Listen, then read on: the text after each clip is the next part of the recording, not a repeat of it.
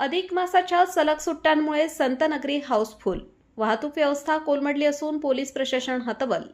बातमी शेगाव येथून. सध्या अधिक मास सुरू असून शाळांना सुद्धा सुट्ट्या लागल्या आहेत. त्यामुळे संतनगरीत श्रीभक्तांनी एकच गर्दी केली आहे. त्यामुळे शेगाव हाऊसफुल झाले आहे. शाळेच्या सुट्ट्यांमुळे रेल्वेने येणारे पर्यटक भरपूर प्रमाणात असून चारचाकी गाड्यांनी 7 जून शनिवार रोजी शहरात मोठ्या प्रमाणात आल्यामुळे वाहतूक व्यवस्था पार कोलंबून गेली आहे. वाहतूक व्यवस्थेचे नियोजन करताना शेगाव वाहतूक पोलीस कमी पडत आहेत.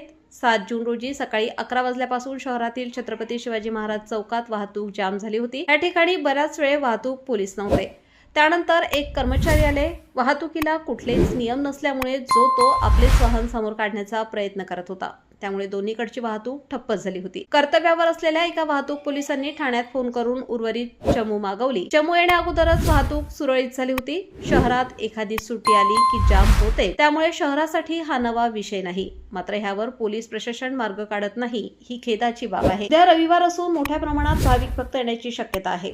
पोलीस प्रशासनाला वाहतूक सुरळीत करण्यासाठी मधात वाहन टाकणाऱ्या वाहनधारकांना दंड ठोठावा लागला. काही कडक पावले उचलावी लागतील. एकतर्फी वाहतूक नियम मोडणाऱ्यांवर कार्यवाही करावी लागेल. संस्थांचे पार्किंग स्थळ हाऊसफुल झाल्यावर आनंदसागर, विसावा, बंद असलेली महाविद्यालयात पार्किंगची व्यवस्था करावी लागेल किंवा गावाबाहेरच वाहने थांबवून पार्किंग केल्यास शहरातील वाहतूक सुरळीत होऊ शकते. तसेच सुट्ट्यांच्या दिवसात शहरातून होणारी जड वाहनांची वाहतूक थांबवावी लागेल, तरच वाहतूक जामचा विषय मार्गी लागेल, असे मत शहरातील सुज्ञ नागरिकांनी आमच्याकडे नोंदवले आहे. यावर पोलीस प्रशासन काय उपाय करतात याकडे शहरवासियांचे लक्ष लागले आहे.